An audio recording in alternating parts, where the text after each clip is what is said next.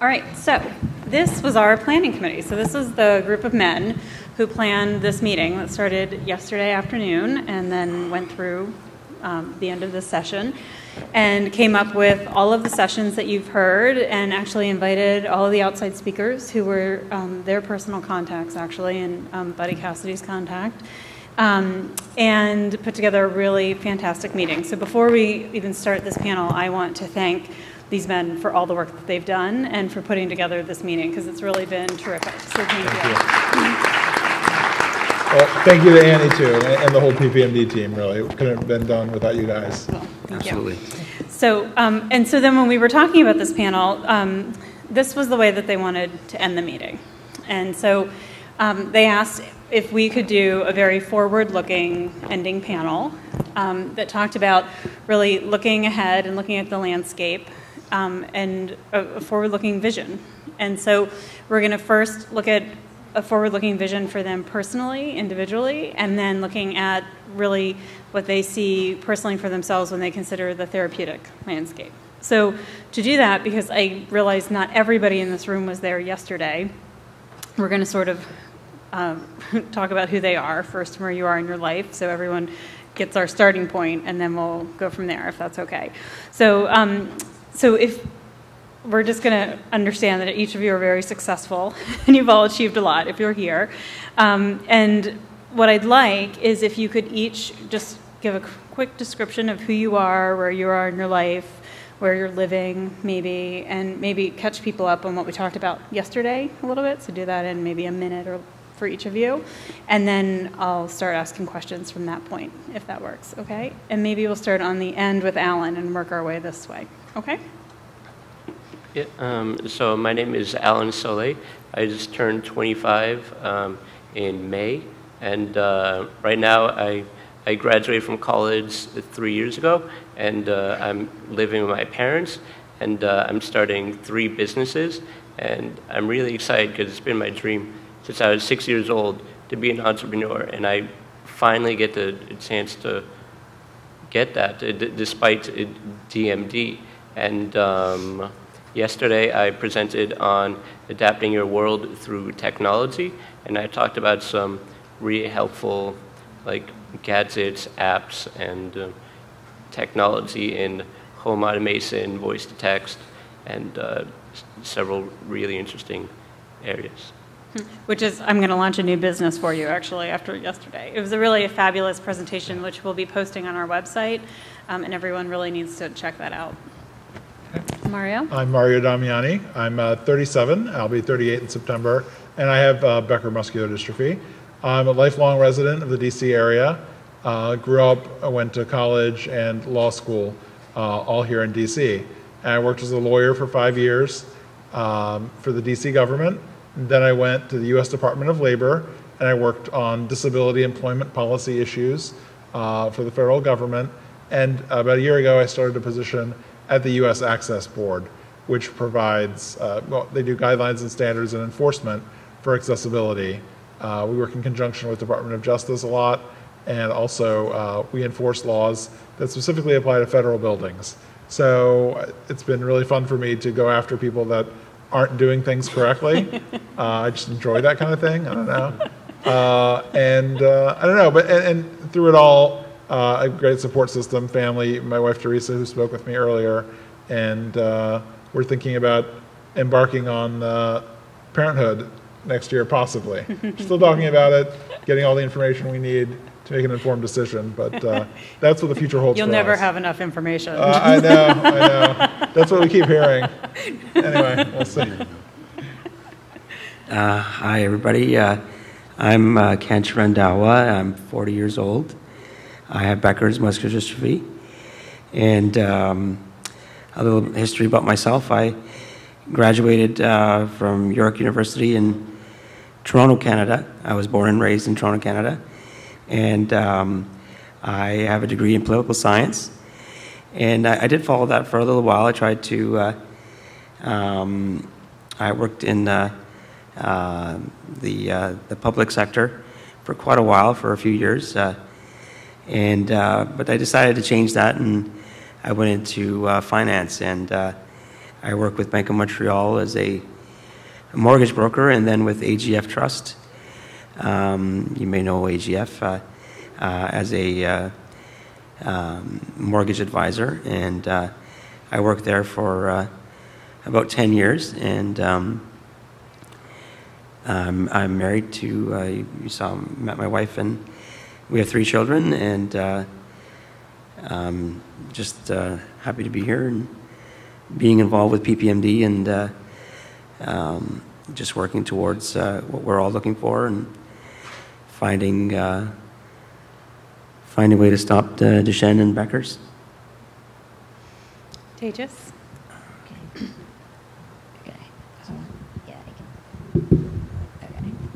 So my name is Tayjus Sarumpudi. I'm 19 years old. I have Duchenne muscular dystrophy. I was born and raised in New Jersey, and I just finished my first year at college. I go to school in Boston, so that was a big change. I'm still navigating working with PCAs and all that. Last year was the first year I had to do that, so that was a large transition. But I'm glad that I'm able to go to school and have the support of my parents to do that. And they've learned a lot through PPMD, so I definitely have to thank PPMD a lot. And I too actually think I want to study political science, so we'll see. I'm kind of interested in law, so we'll see. Maybe I'll take the path that Mario took. So. And I love how humble these guys are. And where do you go to school in Boston? I go to Harvard. He goes to Harvard. Okay, and then Ben. Hello, I'm Benjamin Dupree. I am 22 years old. I have Duchenne muscular dystrophy, and I just graduated this past May from Southern Methodist University in Dallas with a degree in biochemistry. I've lived in Dallas my whole life. I've been attending these conferences for the last few years, and I'm really trying to adapt to a new role of sharing my experience and hoping that that can help other people with their own life with Duchenne muscular dystrophy. That's great. So it's a little bit more like being at a Mensa meeting than a Duchenne meeting right now. So you guys are each incredibly articulate and very successful. Can you talk a little bit about any pivotal moments when you were growing up or in your formative years that caused you to dream bigger or push harder to help you to get to where you are today? Or whoever is ready with their answer can jump in. Yeah, I just need a second or two. All right, Mario, are you ready? Whoever is ready. I can. All right, Mario, go ahead. Yeah, go Whoever's leaning in first. I'll go ahead. All right, Kanch. I think it has to go back to really my dad and my mom, who, although I know that they struggled with the diagnosis when I was a child. When I was 8, I was diagnosed actually with Duchenne. But as I grew older and was different than other Duchenne guys that I knew, I had my diagnosis reevaluated, and it turns out that I actually have Becker's. I have duplication of exon 3 and 4. It's very rare, but so that's my diagnosis. But going back to my parents, they didn't treat me any different than my brother. I mean, I have a younger brother who's 3 years younger than me, and he does not have Becker's or Duchenne. And my father was, he's passed on now, but 11 years ago, but him and my mom were, like I said, they didn't treat me differently. They knew I had my limitations, but they pushed me just like they pushed my brother to be successful in school. And my dad always told me, you have your limitations, but you got to be better than everybody else to get ahead, because people will look differently at you because of your disability, thinking that you are, don't want to offend anybody, but lesser than others because of their disability. But he always taught me to to not look at my disability as a limitation, just look at life that you have to work harder than everybody else, basically. That's great. Mario? I could literally give the same answer as Kanch in terms of my parents. There was, the expectation for high grades, doing my schoolwork, and also, too, just being a good person. I think those are lessons that all our parents try to teach us. And so that answer I could duplicate. I'm going to switch it a little bit, though, and talk about, you asked about a pivotal moment. And I think for me, again, I mentioned this before, the high school years were really difficult.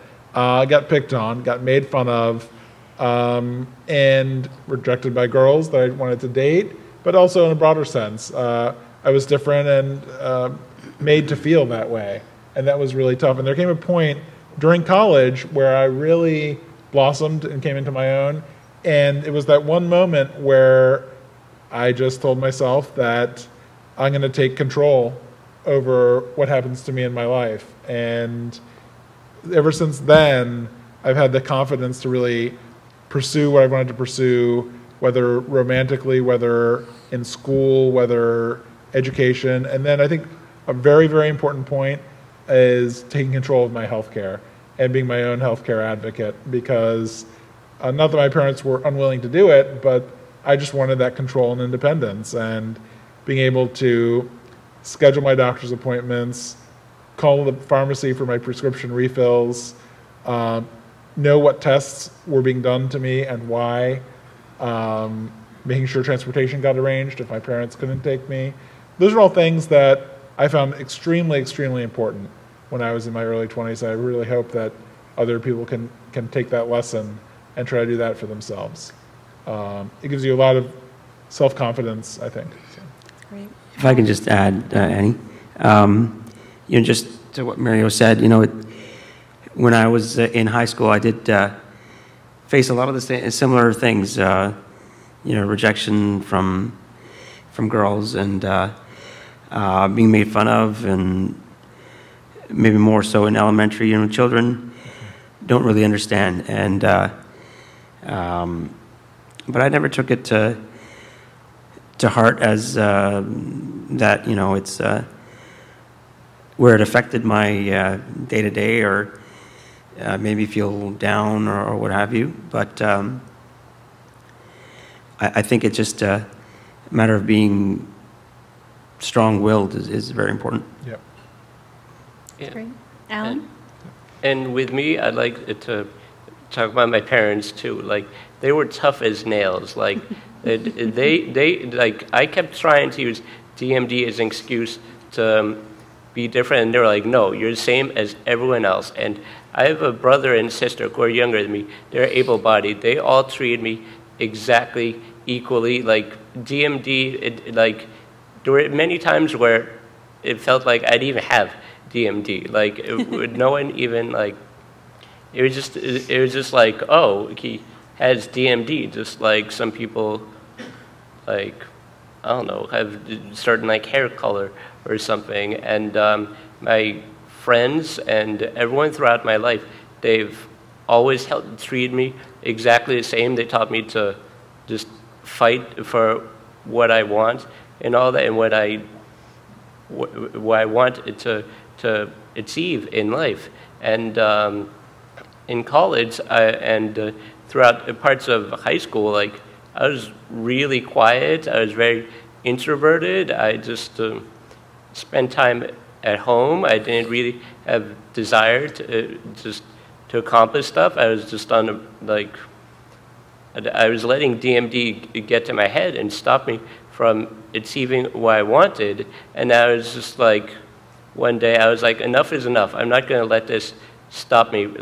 I can accomplish whatever I want as long as I keep working and trying hard and thinking, just having the confidence that I can have a successful life. And ever since then, I've been extremely confident with that, and it's led to me being happy and successful, and I'm like, it's given me the drive to want to achieve my dreams, which has been life-changing.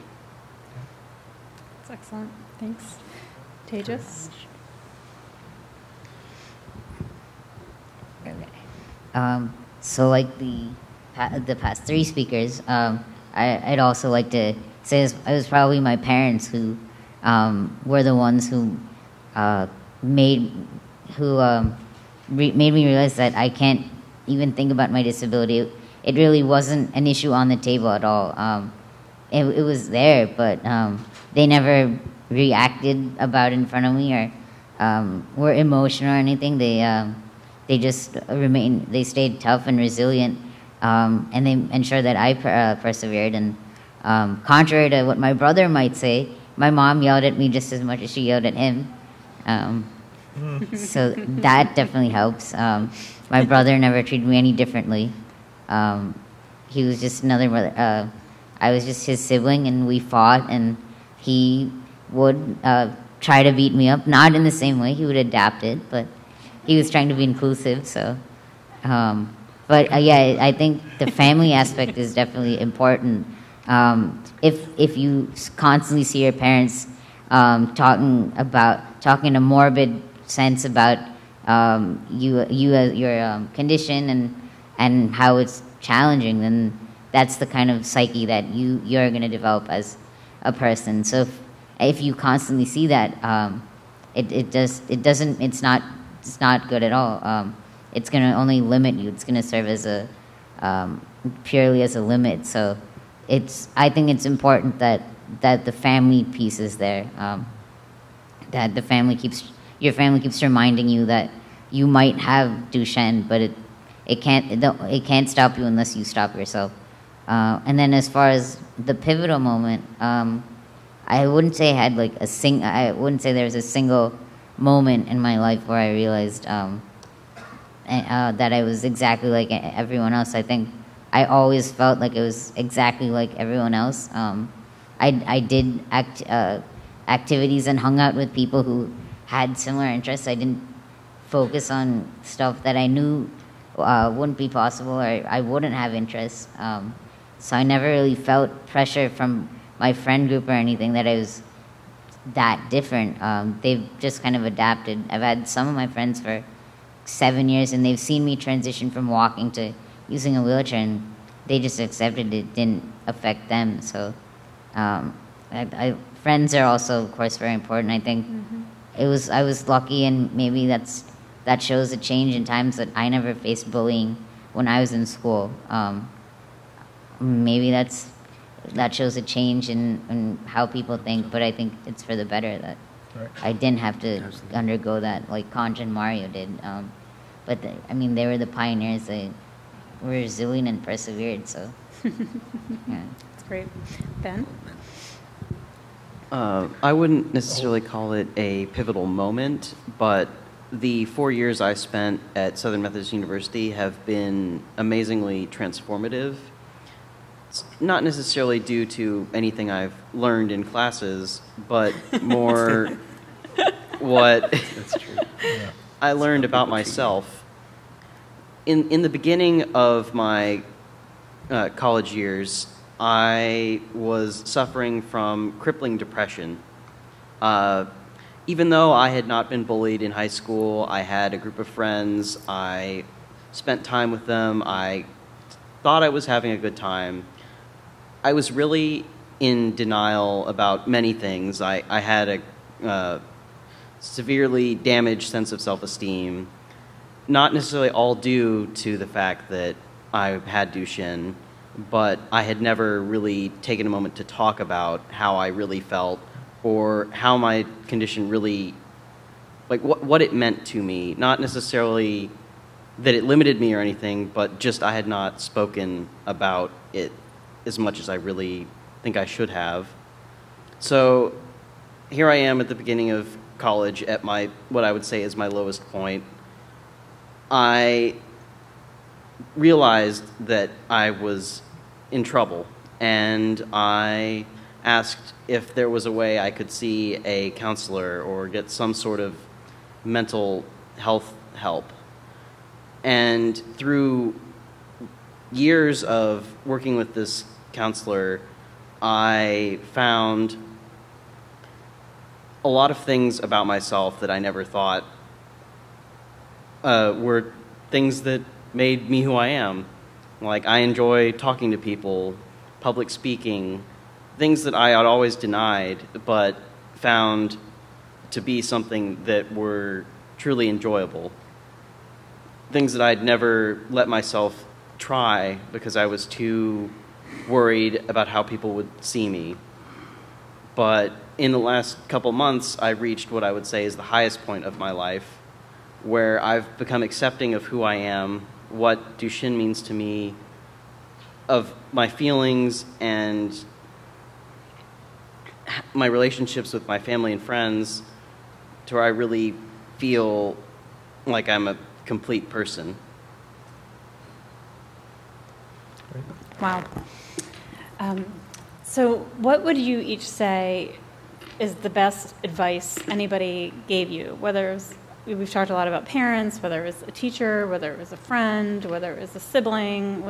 Has there been advice, whether it's a clinician or a resource in the community, is there a piece of advice that someone's given you related to having Duchenne and Becker or not that really has helped you overcome some obstacle, a resource? It could be a nugget about resource navigation, but something that you'd want to pass on. Well, one thing which I see every single day in the DMD community is talking with other people and through social media. Social media has been just a complete game changer with this. Facebook came out when I was like a sophomore in high school, and now I just discovered it very recently, the DMD community. Like, everyone's on there. You can just post a question, ask, like, talk about something you're having problems with or like want to know more about. You'll have so many people just commenting with their experiences and just offering help. And I think that just involves just the entire theme of just asking for help. Like, with DMD, it's very easy to think like, oh, you're the only one going through it. But like, there's been so many, every single one of us is fighting DMD every single day. And I think it's just all about getting help and advice from other people and not being afraid to ask for help and advice. Yeah, and just to follow up on that, one very helpful resource, you know, I know Tayjus, you're 19, I'm 37, so I have 20 years on him, but I'm still learning, just like he's still learning. And one place I go to learn is on Facebook. There's a group called Living with Muscular Dystrophy, Living with MD. There are people with various forms of muscular dystrophy on there. And I think it is a closed group just for those individuals with neuromuscular diseases. But it's a place that it's a safe harbor. You can go, and if you have a question about the type of catheter you need to use, or what's the best way to ask a girl out on a date, what's the best way to hire a PCA, and an infinite variety of questions. I mean, there's so much out there. I found it extremely helpful, even at my old age. So to that point, it is not people under 14. Right, Yeah. right. Not for people under 14, right. So that's one reason. I do have to touch on real quick on Ben's point. I also have found an occasion, it wasn't during college, it was a little bit after for me, but I knew that I had to talk to someone too, in terms of a counselor. And there's a huge stigma in society overall, much less among people with a physical disability added in, but if you're a young guy with Duchenne or Becker and you're facing a tough time, don't be afraid to ask for help. And to all the clinicians out there, if you have young men that you're seeing, whether they exhibit signs or symptoms of a mental illness, or even if it's just mild depression, to really ask how they're doing mentally as well. It's a very, very important question that clinicians have to ask at every clinic visit of every one of their patients. Now, to answer the question real quick, in terms of advice, you can't control what other people think about you. So if you get made fun of, if you get rejected in the dating scene, if you get discriminated against at work or any other place in life, you can't control what other people think or say about you or do to you. Only you can control that. You control yourself. That's the only thing under your power. Sure, I might need help going to the bathroom, I might need help transferring. Does not mean I'm powerless for my life. And I think that's a very important lesson to keep in mind. Great, thanks, Mario. Kanch? I think there's a lot of aspects to dealing with Becker's and Duchenne. I'm 40 now, and I still have days where you feel like why why is always a question that you ask yourself. But this may sound strange, but to be honest, I think my having Becker's has shaped who I am. Being a compassionate, understanding person, I think I probably wouldn't be if I didn't have Becker's. And I think just having an understanding of what, to understand that you need to be healthy mentally as well. Talking to people, having the ability to speak to your family, your parents, your siblings, or a counselor if you have to. It's important to understand your emotions and dealing with it. And there's lots of things that can bring you down about Duchenne or Becker's, but I think in the end, having the will to push that aside and try to be who you want to be is very important. Great. Ben, you're holding the mic. Yeah. First. I think something I think is important is if you have worries, if there's things that are troubling you about Duchenne or the diagnosis or things you're dealing with, you really need to recognize and talk about those things. It may be painful, it may hurt, but the result of not doing so can be much more catastrophic than just being upset in the moment of talking about it, I guess. And then Tayjus.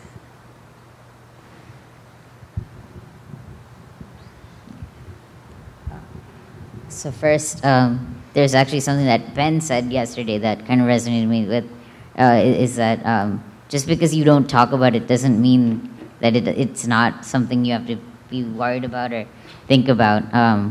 So I guess that made me realize that if you're maybe concerned about something or you're worried or maybe you have a fear, that the best way is probably to talk about it and to someone, whether it's your parents or someone, let them know that's how you're feeling and I guess be open about it. Otherwise, I think it's going to get to your head, and it's probably not for the better to do it that way.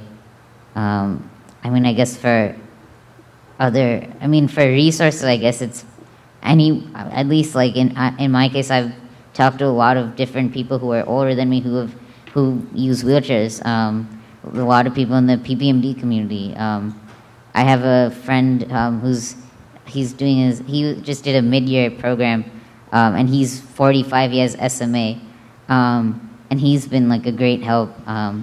He's lived through a lot. He went to law school out in Berkeley, and I always look to him as someone who can help me and who has gone through the same experiences. And I would say definitely try to talk to people who I know I can relate to or have similar experiences, and can help me get through certain things. And then, I think sometimes I tell myself it's in some ways it's either sink or swim.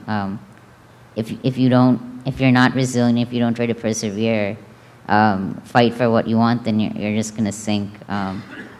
It's up to you to swim, I guess, and find your way. Otherwise, you'll sink, and no one will be able to help you, I think.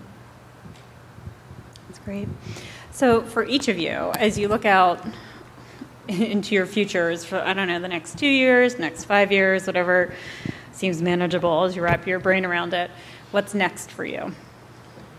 For me, I'm in about probably a year and a half break from school. I haven't applied for graduate school yet, but am planning on applying for master's programs in genetic counseling, because I feel like my experience can help me relate very well with those who are struggling with a new diagnosis, or those who themselves have some sort of genetic disease or illness. And so I'm in the middle of trying to organize job shadowing and put my application together, which can be a little stressful. But I think that it's going to work out, and hopefully I'll get accepted and then attend school in the following fall. I think there are some people you could shadow or do an apprenticeship with in the room right now. We can talk about that later. Yeah. Get you hooked up. All right, next. What's next? Okay. So I guess for me, my first plan is to graduate from college. I would say after that, or in the next 3 years, try to figure out what I actually want to do. I'm not really sure at the moment. I'm thinking law school, so we'll see. But I know that I want to try to be as independent as I can, and live independently. It's a very liberating thing to be able to do that. So we'll see where things go. That's great. Kanch? Oh, I'd love to go back to college if I could, but live that experience again. Almost, goodness, 20 years ago now. But the next few years, a little different than these young men, but I think, my children are growing up too fast. Of course, I think as all parents see that, the kids grow up too quickly. Paying off my mortgage is important to me, and just spending time with my children and watching them grow and develop, and teaching them everything I've learned, and to be compassionate and understanding human beings. That's great. Mario? So I think for me, like I said, we're thinking about kids. So I think the next year will tell us a lot in terms of if we're going to make that leap.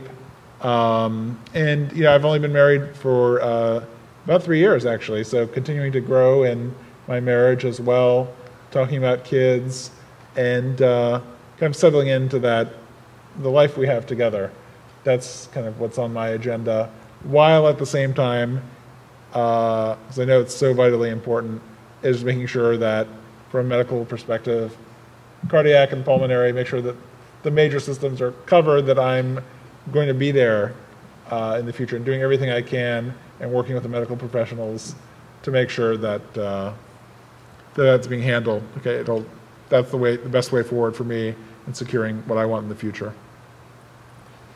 Yeah, and normally with DMD in the past, it's been like you're forced to think only short term. You can't really think long term. And Annie was saying this is one thing where we might talk about next is like some of the therapeutics. Like we could have 3 DMD treatments approved this year or next, which is just amazing. And there could be another 2 or 3 the year after that, another 2 or 3 the year after that. And for me, I said earlier that I was building 3 businesses. I'm involved in a nonprofit to get airplanes wheelchair accessible so we can fly in planes within our wheelchairs.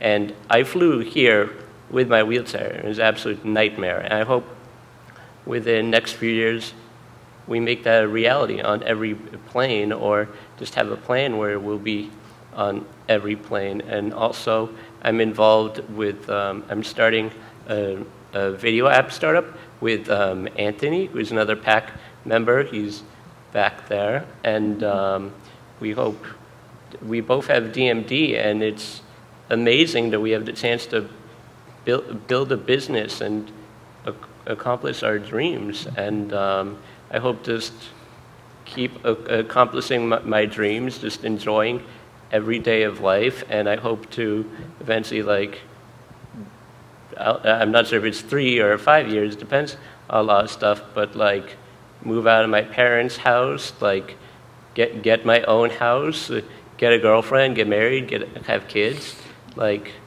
all of that. And it's just really exciting because 5, 10, 15 years ago, like we didn't know this was possible. Like my entire life, like every time you even look up DMD, it says kills people at 18. And now, like, there's some people that live to like 40 or 50 with DMD, which is just amazing. And like with all the treatments now, like everyone's like, or like it's possible, like we can start thinking about the reality of being cured of DMD or just having the progression completely stop. And just, I think that's amazing, and it's completely changed all of our like expectations and views on life. And now we can start planning and thinking about stuff like 5, 10, 15 years down the road. So you led us right into the wrap-up question, Alan. So I'm going to frame it a little bit for each of you before you answer it.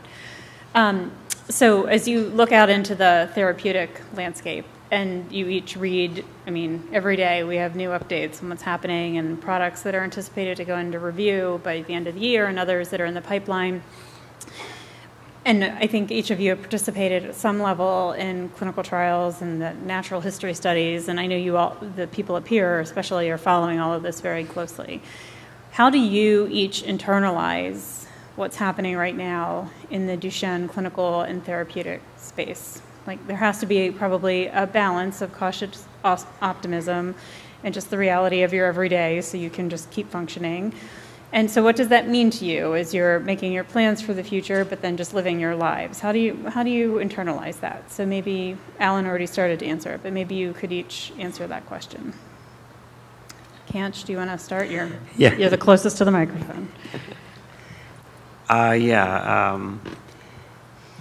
think, you know, what we're all here for and being a part of PPMD and is to find or to continue to push for treatments and you know even a cure, who knows? But in terms of having that hope and cautious optimism, you know, that's always there, especially in, you know, now with all the recent news about all these new drugs that are coming out. I think personally for myself, I'm wanting to maintain where I'm at, so I'm trying to do whatever I can to stay as healthy as I can and be around so that my children grow up with their dad, and you know, it's always in the back of my mind, but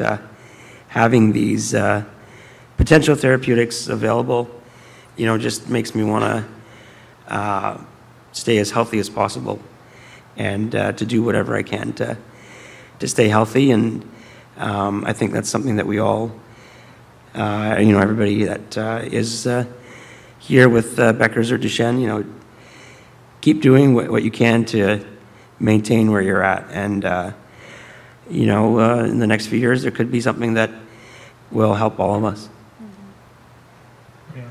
Mario?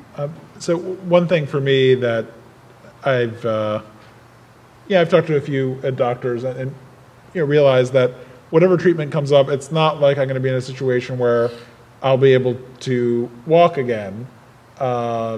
Maybe with the robotics initiative that we have going on, that's one option. But I think I'm really focused on looking at whatever therapies are available to keep my heart as strong as possible, to keep my lungs as strong as possible, for as long as possible.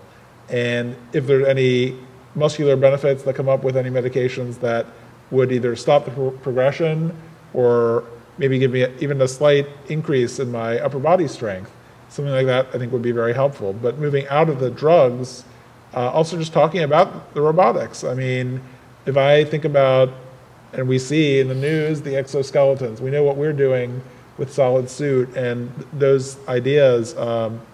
Also the robotics that are adapted also for upper body. I know there are names of a few different things that are out there now. I'd love to see that tested more, developed more, and used more in our community. I think, if I can get something that I can operate with a joystick that enables me to have a full range of motion and to feed myself, eat much easier than I do now, I'd like that. And I think that would make life a lot easier for me and a lot of other people that are dealing with the same things. So. All right. Who wants to go next? Ben? I guess I'll go. Kind of similar to what Mario was saying, I don't necessarily pay attention to thinking, oh, this new treatment might make me walk again. It's more about how this new treatment might slow the progression or might keep me healthier for a much longer period of time. But what I tend to do, I guess it's part because of the biochemistry background, I like finding out what these treatments are, how they work on a molecular level, just to have a general understanding. And I find that extremely gratifying to understand exactly what's going on, how my genes work, and how this new drug may interact with that.